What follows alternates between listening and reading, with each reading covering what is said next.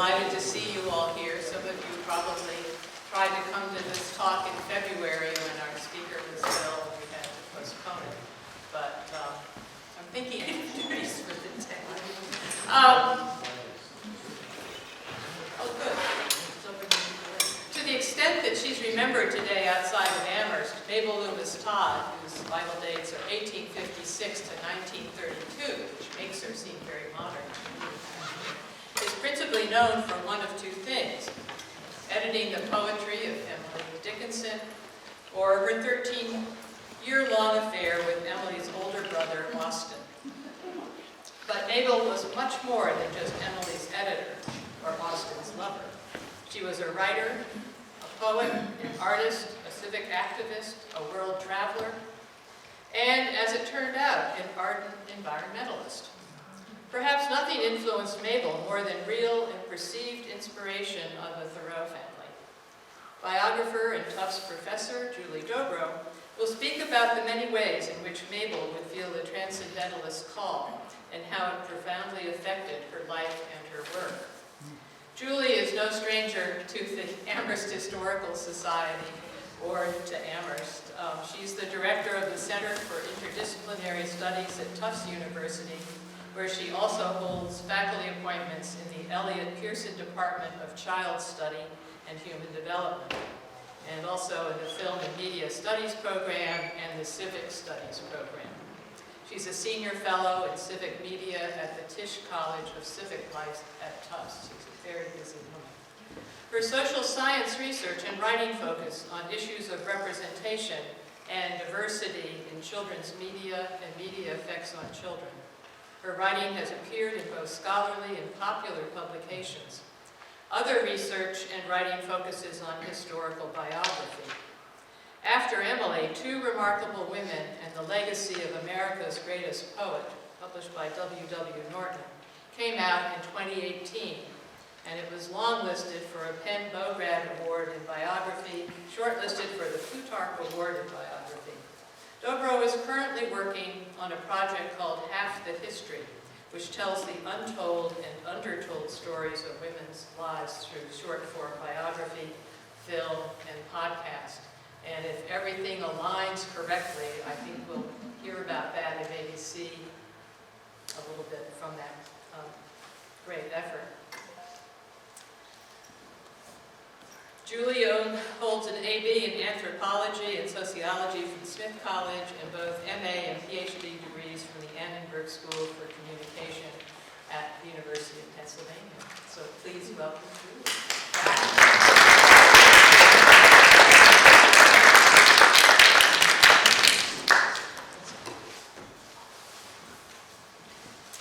Thank you, Gigi.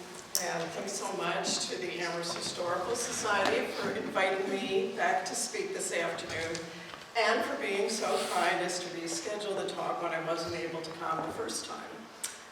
It is always such a pleasure to come and speak here. Between the many hours that I spent in Amherst during college and afterwards, the many trips I made here when one of my children was at Amherst College, and I realized I hadn't been here for 2 years since my baby graduated from Amherst, and the many, many trips for my work and research, Amherst has always felt sort of like a home away from home for me. And of course, to give the Mabel Loomis Todd lecture once again is such an honor for me, a talk named for one of my subjects at an organization that she helped found. Beyond that, because my first book focused on people who lived here in Amherst, and the second one focused on people who lived in Amherst for 20 years, and one of my current projects is about people who live in Concord, I feel like I've gotten to know some of the 19th century inhabitants of these two towns fairly well. And I've been really interested to see some of the ways in which they overlap. Preparing for this talk has been a lot of fun for me because it's helped me to see even more connections between these two places. So what I'd like to do this afternoon is to tell you a little bit about Mabel Loomis Todd's life and work, but to focus on the ways in which I've come to believe that these were intensely influenced by some of the philosophies of Transcendentalism and by some of the people who were most connected with it. Within this, you'll see that although she never lived there, Mabel's connections to the town of Concord and its residents were both deep and profound. Some of these were connections that she maintained for her entire life. And some, I have to say, were connections that to me, as her biographer, seemed a bit more tenuous. Mabel, who often described her life in superlatives that at times stretched credulity, was not above exaggeration when it helped to reinforce the narrative that she was telling. That said, with the distance of decades and the somewhat analytical eye of someone trained as a social scientist and historian, I truly do believe that there are ways in which Mabel heard, embraced, and epitomized the Transcendentalist call in both her life and her work. I like to believe that there are three main ways in which Mabel Loomis Todd was influenced by Transcendentalist philosophy, by Concord, and by some of Concord's residents. And I'll speak about each of these this afternoon. First, Mabel's reverence for nature embodied the Transcendentalist belief in a divine spirit in nature. Her parents and her own friendships with members of the Thoreau family would further enhance this deep appreciation for the natural world. Some of Mabel's early artwork would emanate from summer holidays spent in Concord, sketching and painting the natural beauty surrounding that town. Mabel's appreciation for Emily Dickinson's poetry had a lot to do with Dickinson's appreciation for nature. And Mabel saw in Emily Dickinson the same kind of veneration for the environment that she herself had. Second, in her life-changing relationship with Austin Dickinson, Emily's older brother, Mabel would embrace a Transcendentalist belief that spirituality needn't necessarily come from any organized religion, but rather came from within oneself and could be found in different forms.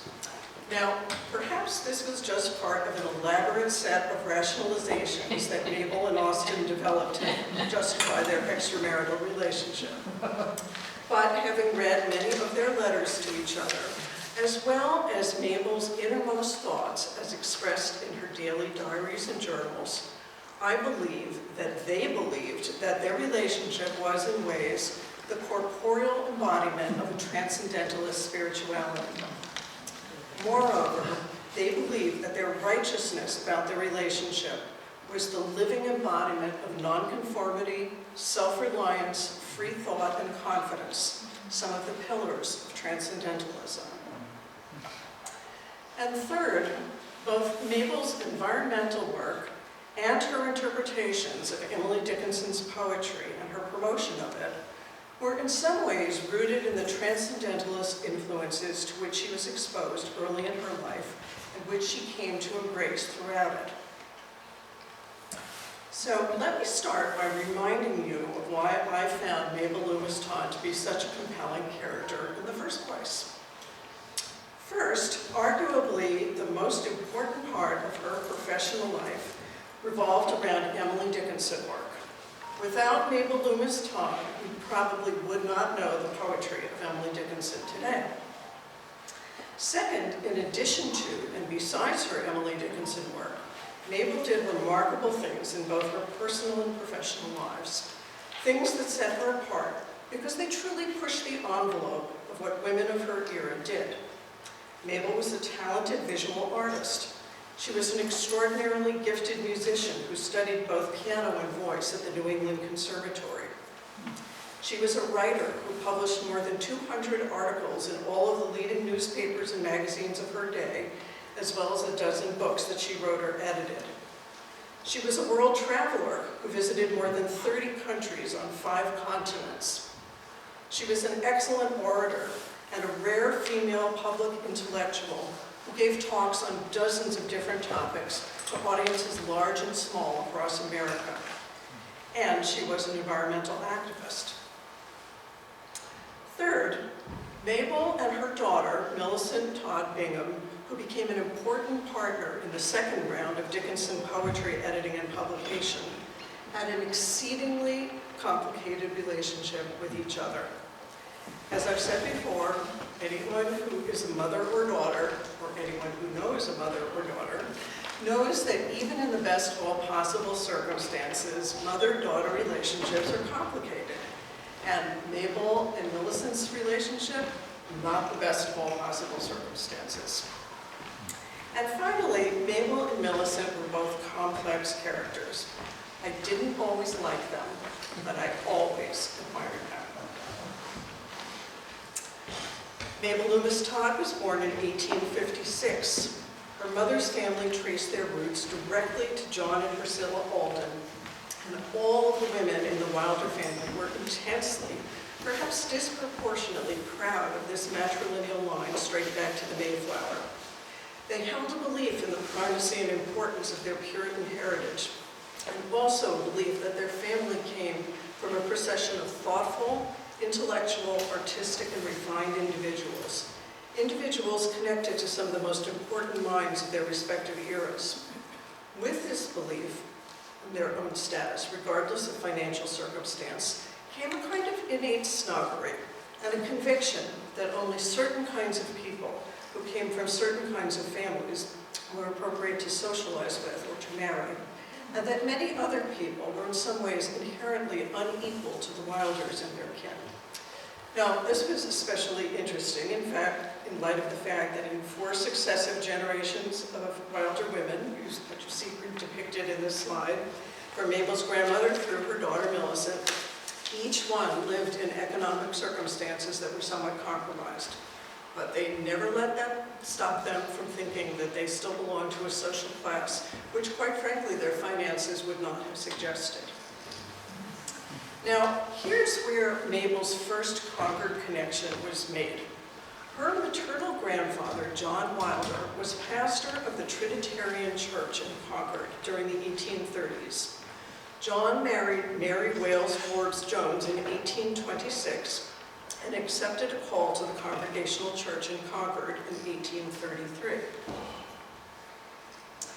As historian and former Amherst College professor Robert Gross has pointed out, Reverend Wilder was one of the first Concord residents to become a member of the Middlesex Anti-Slavery Society. He worked to convert his parishioners to anti-slavery tenets, and he was thought to be a frequent, if anonymous, contributor to newspapers of the day on the topic of abolitionism. His wife, Mary, was one of the co-founders of the Concord Female Anti-Slavery Society, a diverse group of women working in Concord on behalf of the abolition movement. This group included at times Louisa May Alcott, Cynthia Dunbar Thoreau, Helen and Sophia Thoreau, and Lydia Jackson Emerson, among others. Mary's stories of social activism were highly influential to her granddaughter, Mabel, who would go on in 1892, when she was an Amherst College faculty wife, to invite Black Amherst College students and their families as house guests when she discovered once that the quote-unquote Southern boys refused to go to a promenade at commencement if the Black students were also invited. Millicent would later write that her mother invited the Black students to be guests in their home, right along with Catherine Garrison, daughter of the famed abolitionist William Lloyd Garrison. In fact, there were a number of women who were active in the Concord Female Anti-Slavery Society who were known to Mabel as she was growing up, including Prudence Ward, who had given silverware to Mabel's mother as a wedding present. This was silverware that Mabel ultimately inherited and cherished. And Mary Brooks, who was the undisputed leader of the Concord Female Anti-Slavery Society. Mary Brooks, Mabel once wrote, quote, "Not only read Sanskrit fluently, but made cake like a princess." Now, I'm not sure that there are too many princesses who are bakers, and this is a classic Mabel Loomis Todd overstatement. But it is true that Mary Brooks was well known for her famous Brooks cakes, which she baked frequently and sold at bazaars to raise money for abolitionist causes. And I would add anecdotally that I have made Brooks cakes, which include a very large number of eggs, an unhealthy amount of sugar, and lots of currants, which are not always easy to find. Mabel's mother, also named Mary but known as Molly, grew up in Concord until her father's untimely death at age 47 from consumption, after which Mary Sr. moved the family to Cambridge. But she maintained her Concord ties, as did her children. After Molly married Eben James Loomis, the couple reportedly spent a part of their honeymoon in the Thoreau house. I kid you not. They frequently returned to Concord, and after Mabel was born, brought her there as well. The Wilder family was very friendly with the Thoreau family. So friendly, in fact, that Mabel grew up believing that the women whom she called Aunt Mariah and Aunt Jane were blood relatives. They were not. There is even a story, perhaps apocryphal, that on a visit back to Concord, Mabel's parents, Molly and Eben, put their infant daughter into the arms of Henry David Thoreau himself. Thoreau, Mabel wrote, quote, "did not know which end was which. After one agonized moment, the bewildered man with a groan of relief relinquished me to the giver. Apparently, babies bore no large part in Henry's scheme of life." Eben and Henry were good friends, though. When Mabel was growing up in Cambridge, her father often brought her over to Harvard, where, she later wrote, her father would, quote, "point out to me the entry of the ancient dormitory which led to Henry's room, enlivening my day with quaint tales of their adventures." Mabel Loomis Todd's early memories are filled with Thoreau-inspired moments. "All through my childhood, when my father wished to impress upon my mind some bit of bird or butterfly or flower lore," she wrote, "he was apt to quote Henry, and incidents from their many rambles were part of my happy training." After Mabel's first few years of life in Cambridge, Eben moved the family to Washington, D.C., where he procured a job working at the U.S. Naval Observatory. But summers often brought the family to seek relief from Washington's humidity back in Concord. Mabel recalled her parents going out on the Concord River with Henry David Thoreau, and she herself remembered taking long walks, stopping by my friend Louisa Alcott's home for cheerful talks with the silver-haired philosopher, her benign father. Many a happy morning we spent at Orchard House. Now, please do keep in mind that Louisa May Alcott was 24 years older than Mabel, so these many happy times that she was spending at Orchard House may also be a classic Mabel overstatement. A talented painter, Mabel's favorite subjects were the landscapes, flowers, and butterflies she carefully studied and reproduced. A file of her early sketches and watercolors from the 1870s, held at Yale, is filled with scenes from the woods and fields around Concord. This screen, which is owned by the Amherst Historical Society, is one beautiful example of Mabel's efforts to capture nature in art.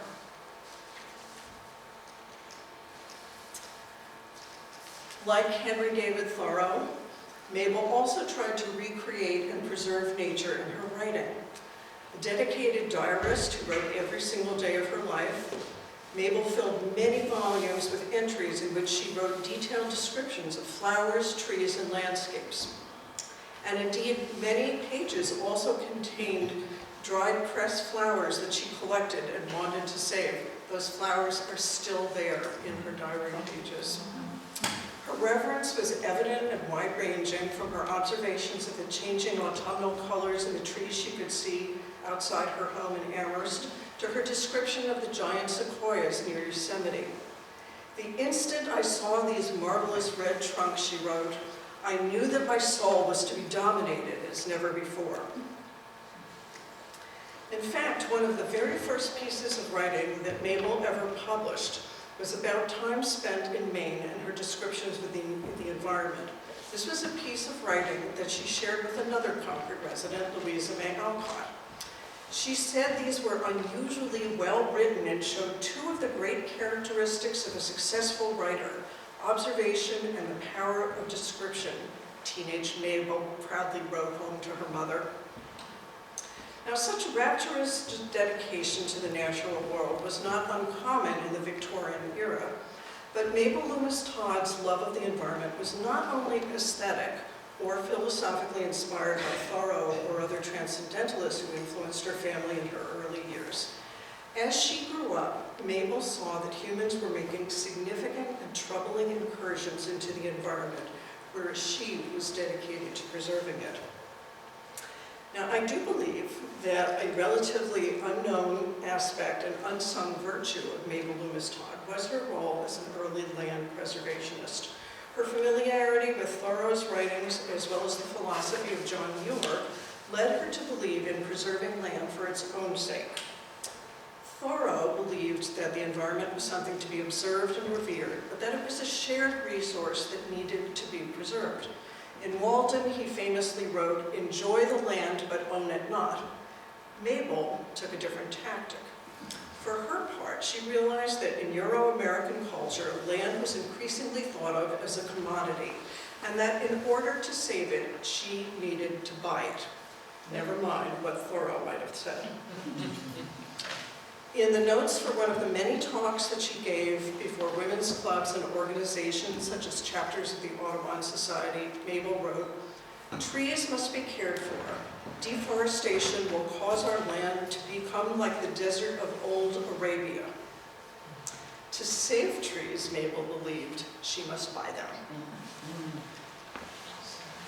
Because of this, and because of her love for great trees, she bought 80 acres of land outside of Amherst, and eventually an entire island off the coast of Maine, just to save them from the loggers. In fact, Millicent Todd Bingham decided that one of the most appropriate things she could possibly do to honor her mother's memory would be to make sure that these beloved places would be preserved for all times.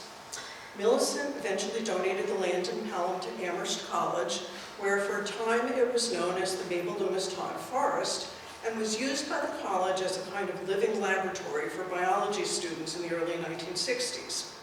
Now, when I was doing some of the research for After Emily, I corresponded with the late former Amherst College professor of biology, Lincoln Brower, a world-renowned expert on monarch butterflies, who told me of his recollections that he had used this forest as a kind of experiential laboratory for his students. The forest was hemlock at that time, and I used it for several years as a natural laboratory to study the age distribution of trees, he told me.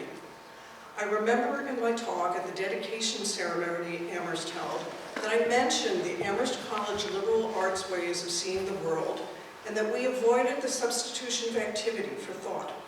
I also discussed the concept of the private perception of the world as described by Conrad Lorenz, and how the Mabel Loomis Todd Forest would help open avenues of better understanding natural history and ecology.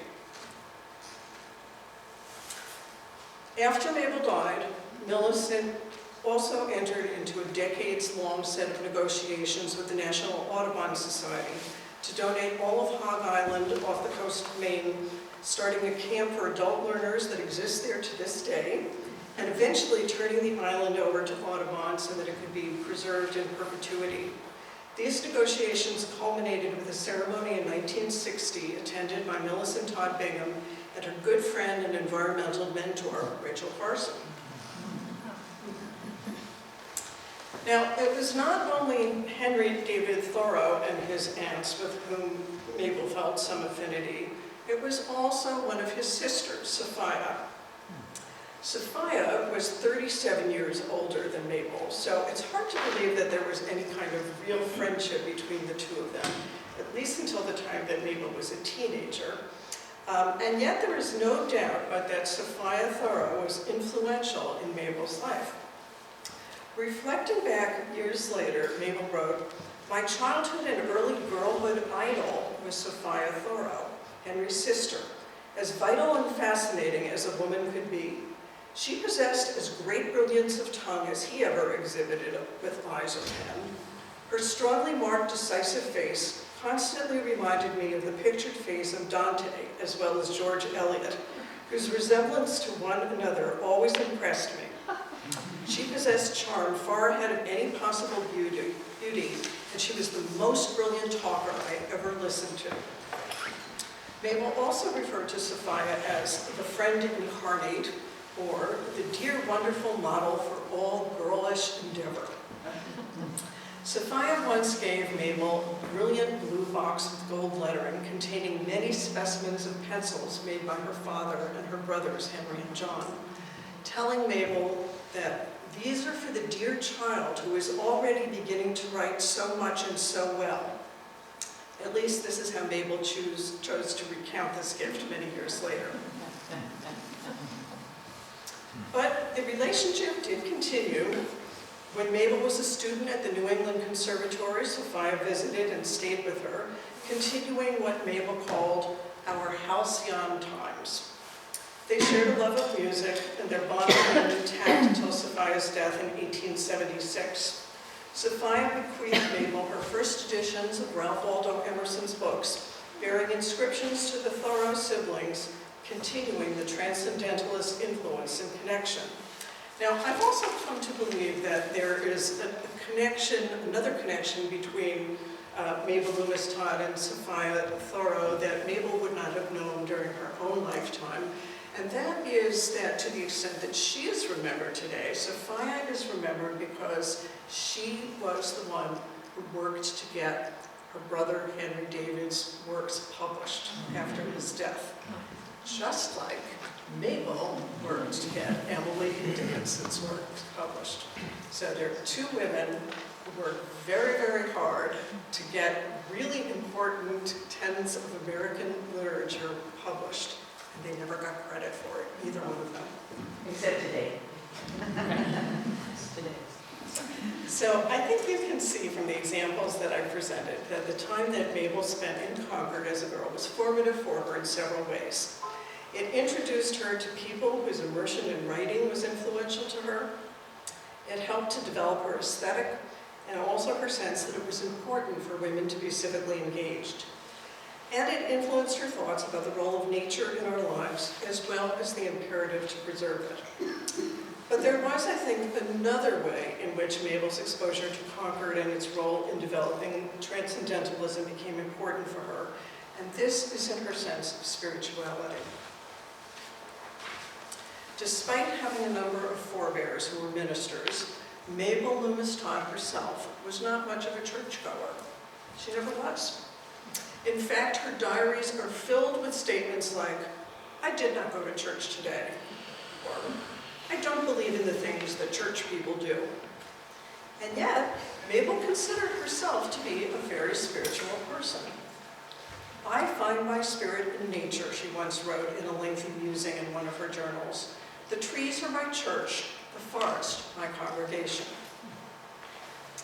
When Mabel and her husband David Peck Todd moved from Washington, D.C. to Amherst in 1881, after David had taken a job as an astronomy professor at his alma mater, Amherst College, it was then that Mabel first met Austin and Susan Dickinson. The Dickinson family, as I'm sure everyone in this room knows, was about the closest thing to royalty in Amherst, heavily invested in the college, the artistic and civic life of the town. Within months, Mabel had developed a close friendship with Austin. Within little more than a year, they had commenced a romantic and a sexual relationship that would last until Austin's death in 1896. Though Mabel was an extremely attractive woman, and she knew it, her diaries and journals are filled with entries such as, "I can't see why I should have such a power over men young and old, but I do, I'm sure of that." "What is this power in me that attracts men to me so often? I am deeply grateful for this power, and I hope I may use it for the good of those who succumb to it." Austin was just a year younger than her own father. There was perhaps something edible about this, but I won't go there.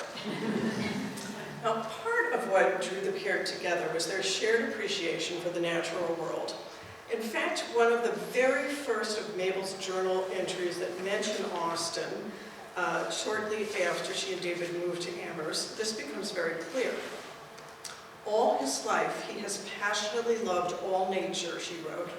The autumn chirp of crickets thrills him most pressibly, and the misty hills and the first red leaves.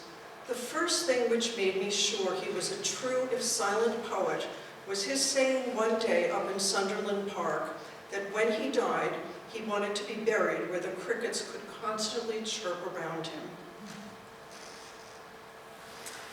As the relationship developed, the two shared many, many letters expounding on their love of nature.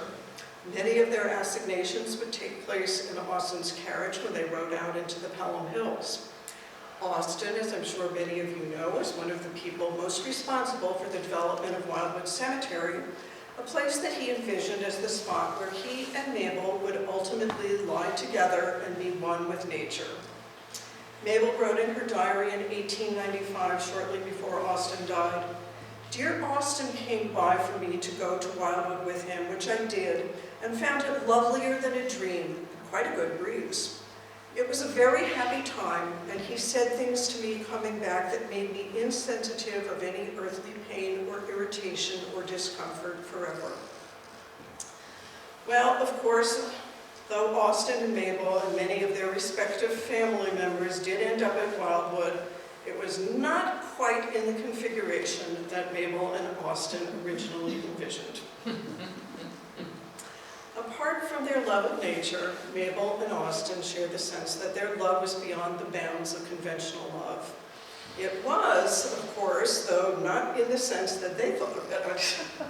They came to believe that their love was justified because it was the purest form of love, and that anyone who doubted this just didn't understand what true love actually was. They were fully confident in this belief. And this is documented in the hundreds of letters that they wrote to one another, letters that Mabel painstakingly preserved. These letters, as well as Mabel's detailed journal entries, delineate a relationship that they defined as, in fact, transcendental. In one journal entry from 1884, Mabel offered perhaps the fullest explanation of her love for Austin, how it differed from any other love, and why she felt it to be a transcendental experience. "But the greatest proof I have ever had that I am different from the 99 others, and that my girlish hope that I had something rare in me was well-founded, lies in the tremendous fact that I own the entire love of the rarest man who ever lived. His nature is lofty and spiritual beyond that of anyone I ever met. Austin Dickinson has reawakened my latent wish for a nobly spiritual life. My whole soul is stirred, and I can never again be shallow or frivolous.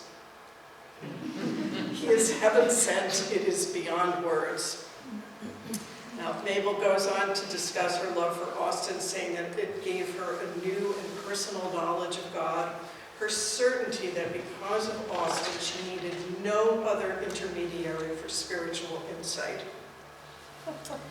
Indeed, their love letters to each other over the years uses language that furthered this pseudo-religious and somewhat transcendentalist fervor. They believed that their relationship was destined, and that in its exquisite purity, it was above and beyond the bounds of socially accepted morality. Austin wrote to Mabel, "Conventionalism is for those not strong enough to be laws for themselves, or to conform themselves to the higher law where harmonies meet. We are part of one existence forevermore." So it wasn't just that Mabel and Austin believed that their relationship transcended anyone else's love and transcended the boundaries of conventional morality. They did, in fact, firmly believe that their relationship embodied the 5 pillars of transcendentalism: nonconformity, self-reliance, free thought, confidence, and the importance of nature. Now, I want to end by speaking a bit about Mabel's work editing the poetry of Emily Dickinson. and how I've come to believe that here, too, she was greatly influenced by her formative times in Concord, Concordian people, and the Transcendentalist philosophies to which she was introduced. Out of all of her many accomplishments and all of her many talents, the one that Mabel herself most wished to be remembered for was her writing.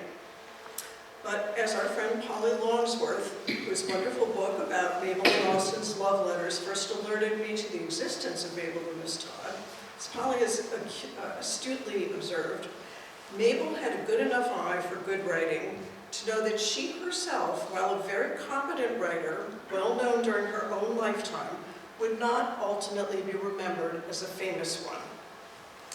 Mabel, of all people, would be acutely aware of the irony that today, if she's remembered at all, it's mostly because of her work editing and publishing the work of another writer. It was actually not Austin, but his wife Sue, with whom Mabel was friends before commencing the relationship with Austin, who first introduced Mabel to Emily Dickinson's poetry. On February 8, 1882, a brief entry in Mabel's diary reads, "Went in the afternoon to Mrs. Dickinson's. She read me some strange poems by Emily Dickinson. They are full of power." That is the first mention of Emily or her poetry in any of Mabel's writings. At the time, 52-year-old Emily Dickinson had already written the majority of her 1,800 or so poems. Contemporary analysts believe that many of the poems she wrote during this period of her life were less, quote-unquote, finished than earlier ones. Yet, despite the prodigious output of poetry, few people were aware of its existence. Mabel became one of the few people outside of Emily's family and some of her friends who knew that Emily wrote poetry at all. Sue Dickinson was also aware of her sister-in-law's talents. During her lifetime, Emily shared at least 250 of her poems with Sue, and Sue offered Emily her comments and editorial suggestions on some of them.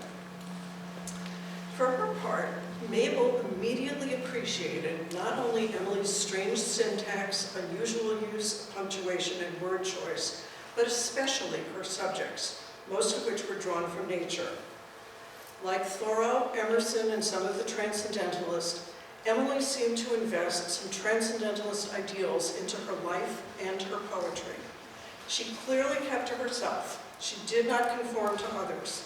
She eschewed church and found her spirituality outdoors. Her poetic technique involves making the abstract concrete. In much of her poetry, Emily Dickinson provides simple examples from nature that she equates with heaven and harmony. A hill, the afternoon, a squirrel, an eclipse, a bumblebee, thunder, a cricket. Through her descriptions of nature in poetry, she makes a connection between an earthly existence and a transcendental existence. I believe that as Mabel came to know more about the poetry of Emily Dickinson, she saw all of this, and it resonated with her own beliefs.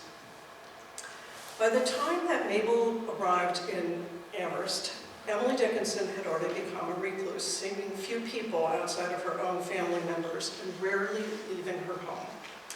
Mabel first heard about her as the Amherst myth. When she got to know Austin and Susan, she began to know Emily through their descriptions of her. Mabel wrote in her diary, "She has not been out of her home for 15 years. One inevitably thinks of Miss Havisham in speaking of her. She writes the strangest poems and very remarkable ones. She is in many respects a genius. She has frequently sent me flowers and poems, and we have a very pleasant friendship like that." However, it is important to note that never, not once, did Mabel Loomis Todd meet Emily Dickinson face to face. So how is it that Emily Dickinson's poetry came to Mabel Loomis Todd to edit? Well, for those not familiar with the story, here's the brief outline.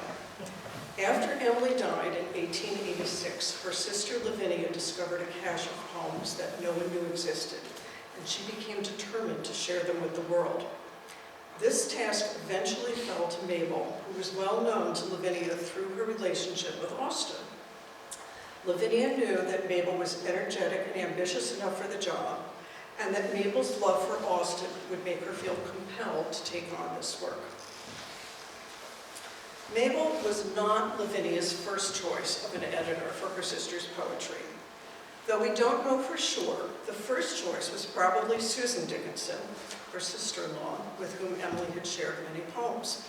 Susan, in fact, was already in possession of many of Emily's poems when Vinnie came calling with additional ones. It would later turn out that they were some of the same poems because Emily wrote many versions of her poems, and Sue was a dear and trusted sounding board for Emily. But when Susan did not move as quickly as Lavinia wished her to on editing the poetry, Vinnie sought another editor.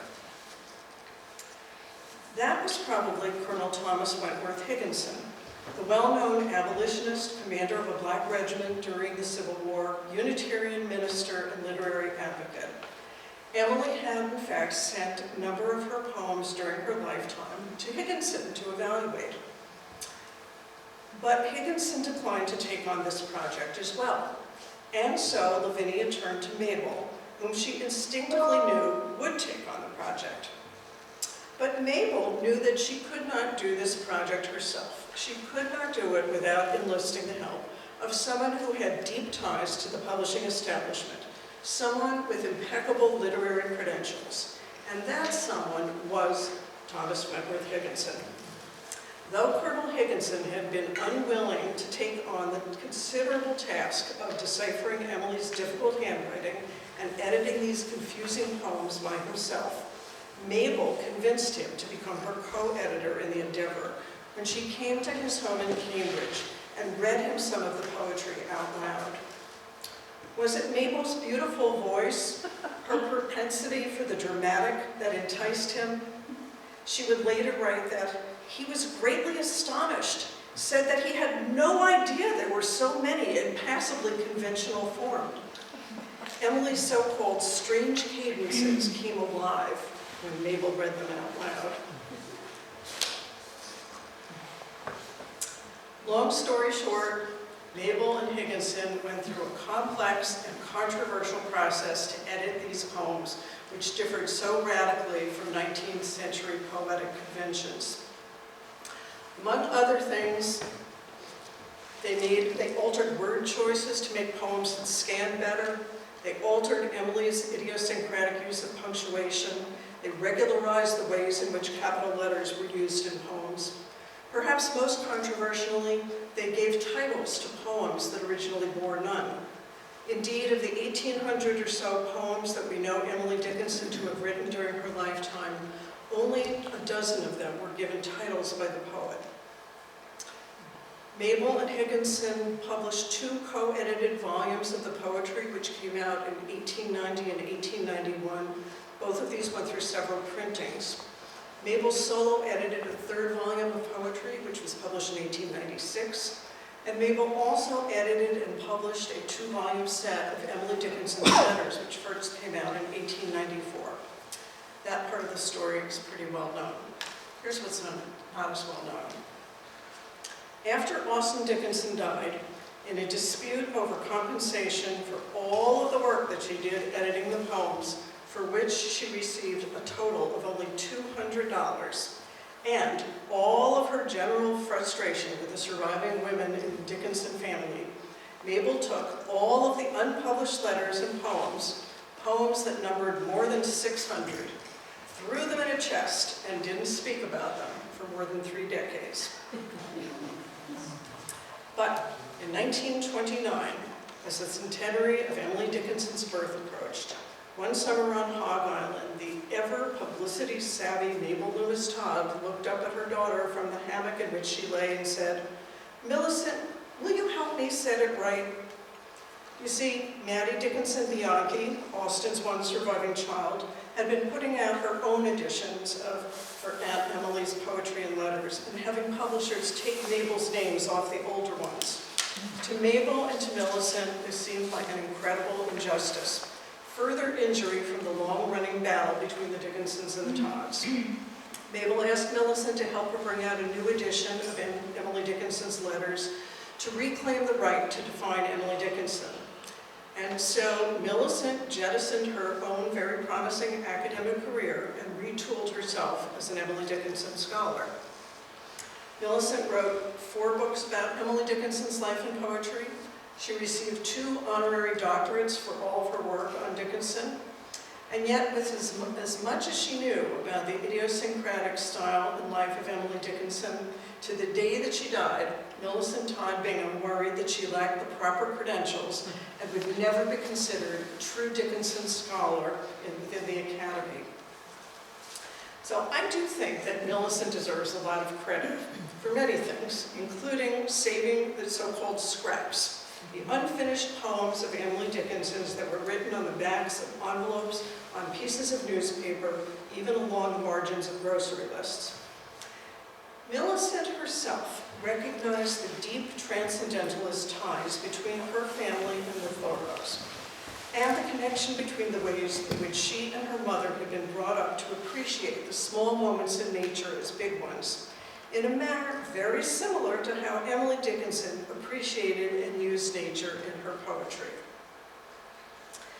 In Ancestors' Brocades, Millicent's brilliant 1945 exposition about how her mother came to know, appreciate, edit, and publish Emily Dickinson's poetry, Millicent wrote, "Once, as Henry Thoreau and my grandfather were floating down the Concord River in a little boat, Henry's face became suddenly transfigured as he looked up into the branches of a great oak tree beneath which they were passing, and he exclaimed, 'There is enough in that oak tree to occupy a man his entire life.'"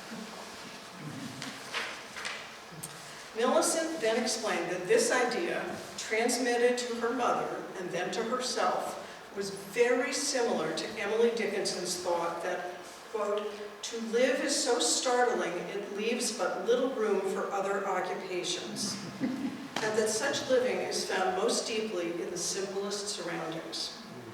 Millicent went on to explain, quote, "To excite Emily's interest, nothing was too trivial or too familiar. She took nothing for granted, ignoring it as one ignores air. Snakes and flies, grass and stones, as well as wind and rain and the rising of the moon over the Pelham Hills, all were the essence of miracle. The lowliest forms of life were as authentic, as worthy of note, as those usually celebrated in poetry." So I think you can see here that Millicent was drawing a clear through line from Henry David Thoreau to her family, and from Thoreau's transcendentalist beliefs to Emily Dickinson's. They were all tied together in ways that were both simple and profound. Mabel embodied this through line in the cover of the first published book of Emily Dickinson's poetry. It is true, more crassly, that Mabel designed this jacket in a way that she believed would most appeal to women, whom she correctly guessed would be the most likely purchasers of this volume of poetry. Who says you don't judge a book by its cover? The first volume of poetry sold out in weeks and quickly went through several additional printings. But this book jacket was also freighted with deep meaning for Mabel. The cover was a print that she had made of some Indian pipes wildflowers, a print that she had given to Emily Dickinson in the early 1880s. Emily wrote Mabel a thank you note that I think captures both of their somewhat transcendental inspired philosophies. That without suspecting it, you should send me the preferred flower of life seems almost supernatural, Emily wrote. And the sweet glee that I felt at meeting it, I could confide to none. I still cherish the clutch with which I bore it from the ground, when a wandering child, an unearthly beauty, and maturity only enhances mystery, never decreases it. To duplicate the vision is almost more amazing, for God's unique capacity is too surprising to surprise. Returning back to where I started this afternoon, I hope that I've been able to show you some of the ways in which Concord, Concordians, and Transcendentalism were influential in Mabel Loomis Todd's life and work. Let me conclude by reading you a brief section from Mabel Loomis Todd's book, A Cycle of Sunsets, published in 1910. This is a book that Mabel wrote about the views outside of her window in Amherst. She wrote every single day across an entire year. I think this demonstrates some of the staying power of transcendentalist ideas that Mabel came to know much earlier in her life. And she wrote, Thoreau once said that he had traveled a great deal in Concord. I too will try journeys wherein the scene shall come to me in a year's delicious wilderness of sunsets. Are there words enough? Well, Mabel tries. In this book, she observed changes of light, hue, tones, and atmosphere at the end of every day throughout a year, using her talents as a writer and artist to try to capture in words what she saw outside her window. I'll just read a little bit of Mabel's book to you. As sunset came on, a bank of cloud in the west, a lofty and aerial tableland, drew itself into a high straight line. Of dark purple, nearly black, the division where hills ended and cloud began disappeared. A colossal range of flat-topped mountains seemed to have grown suddenly thousands of feet above the normal hills. Back of it, the sun was completely hidden, but the upper edge was of dazzling gold, a fine, narrow, irregular fringe, its brightest a little north of the Big Maple. The slant of the light all this winter afternoon has been well nigh afflicting in its sweetness, in its still beauty, and in the half-doubtful, scarcely breathed promise of a fuller life to come. Now the somber bank is spreading slowly upward, but the gold goes with it, and the pale blue above it is as soft and caressingly tender with its bits of floating cirrus, bright salmon pink in tint, as if no bank were there. From the hillside, nearly all the snow is gone, but that remaining shines with a hard, accentuated crust. Directly overhead, the salmon bits have spread into a rosy canopy. The gold edge is fading from a range of temporary mountains, but a faint yellow still flushes the clear sky above their straight purple line. South wind begins to murmur in window crevices. The once salmon dome is only faintly gray. The hint in the changed light of early afternoon is all that it is vouchsafed today. It is winter yet, but the sun has imperceptibly crept along the hillside for his setting, and that he cannot deny. Now all outdoors lies in shades of warm brown and virile gray, except one vivid vermilion cloud high above, which, catching sunset still in its tiny hands, throws a shower of glory to all below. So thank you very much. I'm happy to write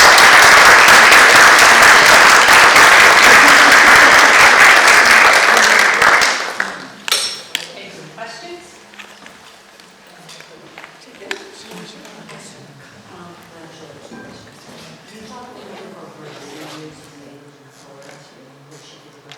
I'm sorry, When she lived in Florida, did they live in Florida? I'm in Florida. Yeah, the time in The Florida. time when Mabel was in Florida. Yeah. She was in Florida, sure. Yeah. Yes, so in 1917, David Todd was retired from Amherst College because his behavior had grown so erratic that he really could not teach anymore. And so the Todds moved to Florida. At that time, Mabel became very involved with what was going to become the Audubon chapter. Mabel was one of the people that was most responsible for what eventually became the Everglades National Park.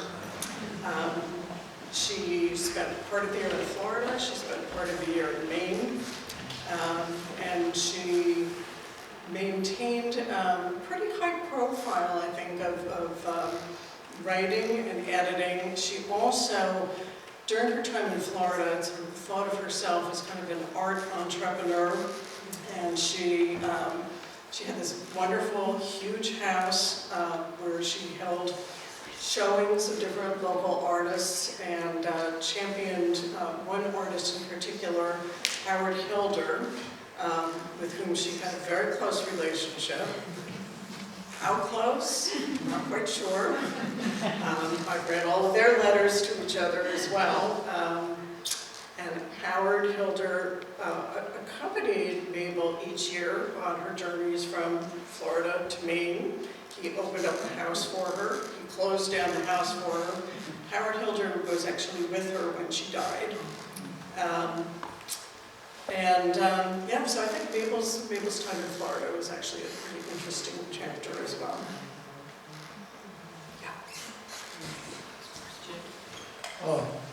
On Hog Island in Maine, Stungus Bay, did she actually live, summer house along the island? She did. Is it still there? It is still there. It's part of the Audubon camp? So they have a wonderful environmental camp on Hog Island that is actually a camp for teachers and adults. It's not a camp for children. And this was something that Millicent brokered back in 1936, where she came up with the really prescient idea of teaching teachers about environmentalism so that teachers would then convey that to children.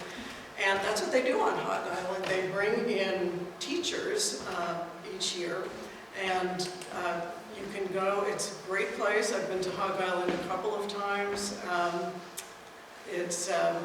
There are the people who run Hog Island Camp there have been really great, I have to say, about preserving the 2 cabins that the Todds had there.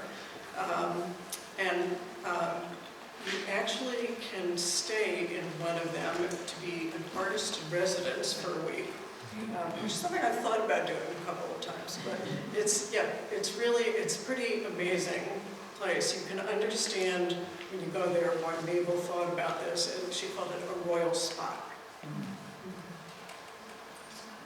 I summer about 3 miles from there. In French. I'm envious. Any other questions? I always have wondered, there was the tragedy of losing so many letters when Emily Dickinson died and her sister burned what Emily had asked her to burn. And I read in other books that this was a typical thing that people asked for. How is it then that so many other writings, like Austin and Mabel's journals, how is it that they survived? Who decided that kind of thing in those days? It's a great question. The simple answer is that Mabel and Millicent were pack rats. They did not throw out anything. Literally, they did not throw out anything. There are 721 boxes of primary source material in Sterling Library at Yale, and I've been through most of them.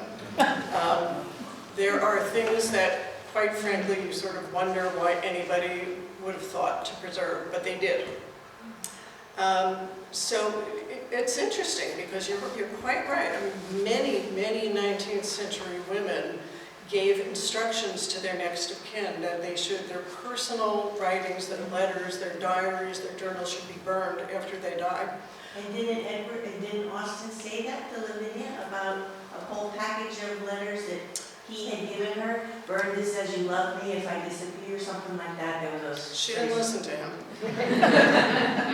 Pack rat, one. Yes, this was, yeah, I mean, I can't even begin to tell you some of the things that are in those boxes at Yale that, and I would also add that during the time that I was doing research and made many trips there, go through these boxes, I had the great good fortune to speak with some of the librarians who had been involved, the archivists who were involved in curating this enormous collection, which is one of the biggest collections that they have at Sterling Library. And they told me that they actually threw out some stuff. But, still, there are just enormous troves. And for me, as the biographer, this was it was a gift. It was amazing to have this sort of material. I was just talking with my husband on the way out here today about trying to decide who the subject of my third book might be, and we're sort of commenting on the fact that probably we'll never ever have again the incredible daily insights into somebody's heart and mind like I had with Mabel, who kept daily diaries for 66 years, and Millicent, who kept them for close to 80. And what happened to the deli that was their house? I mean, did they sell it? Was it, what happened to that building? It's still standing. Yeah, I know it's still standing, but I wondered like who it went to. The Todd's house? Yes. So they lived several different places in Amherst. The last place that they lived was Observatory House, right next to Boulder Observatory. And we went there. On Snell Street, right? And so that building eventually, it went through a couple of different owners, and then it's owned by Amherst College now. And they've turned it into faculty apartments.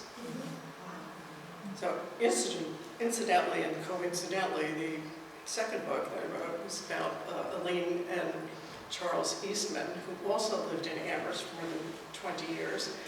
And weirdly, the first place that the Eastmans lived in Amherst was on Snell Street, right next to the Todds.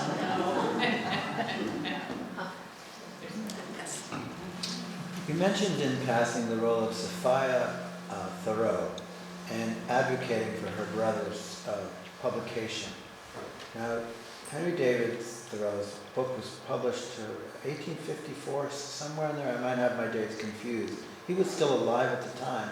I'm just wondering, can you enlighten me on the role that Sophia played in helping her brother get his work published? So I'm not a Thoreau expert, but my understanding is that there were a number of his things that were published posthumously. Yes. And those are the things that Sophia was really intimately responsible for editing, promoting, and getting to publishers. Maine Walk in the Woods, I think in Maine, Correct. that one. Yeah. PSA Walking is one of them. Yeah, okay. Yeah. Okay. How did Yale wind up with all those papers? Oh, great story. During her lifetime, Millicent Todd Bingham became acutely aware of all the stuff. She called it the accretion of the ages, because she had all of her grandparents' papers, all of her parents' papers, all of her own papers. And as I said, these people never threw out anything. A lot of papers. They also really believed that these papers had historic value. So Millicent wanted all the papers to come here. She wanted everything to come back to Amherst. So she felt that all of the Dickinson stuff that she had, that she was in possession of, belonged in the town where Emily Dickinson had lived and worked. And her own parents, of course, had very deep ties to Amherst, and Millicent herself spent many years growing up in Amherst. She wanted everything to come here. And so she started negotiating with Amherst College to try to see whether Amherst College would take all of the papers. And remember, 721 boxes. So at the same time, Harvard had accumulated quite a lot of Dickinson family papers. And Harvard, being Harvard, wanted to have all of the Dickinson papers. So they started pressuring Millicent to try to give or sell her Dickinson papers to Harvard. And quite frankly, they were so obnoxious about it that Millicent decided there was no way she was going to be giving anything to Harvard. So she was very heavily in negotiations with Amherst College. Now, Amherst was very interested in getting the Dickinson stuff. They knew that that was valuable. They wanted to have that valuable Dickinson stuff as part of their collection in Frost's library, but they didn't want all the other papers. So they agreed at the time to start taking papers, which Millicent shipped from Washington, D.C. up to Amherst, and they promptly put into storage. At the same time as this was going on, a Yale English professor named Richard Sewell who was writing what would become the seminal biographies of Emily Dickinson, became aware of Millicent Todd Bingham and all of the papers that she owned. And he went to talk to her, and he said, you know, we would love to have some of these papers at Yale at such time as you are ready to get rid of them. And there was also a young librarian, a young archivist at Yale named Judy Schiff, whom Richard Sewell spoke to and said, there is a woman in Washington, D.C., a Mrs. Bingham. I think she'll like you. I want you to go visit her. So Judy Schiff was dispatched to Washington, D.C., and Richard Sewell was 100% right. Millicent really did like Judy Schiff. And so the combination of Amherst not really wanting to have all of these papers in Yale saying, yes, we will take them, we'll take them, we'll take them. And I think there was also a little, let's stick it to Harvard there and give them to Yale. So that's why all the papers are at Yale. Good story. That's a great story. I think I'm glad they weren't given to the Historical Society. Their house would have just fallen over. So thank you again so very much. We have some refreshments, so please help yourself to some. Julie, thanks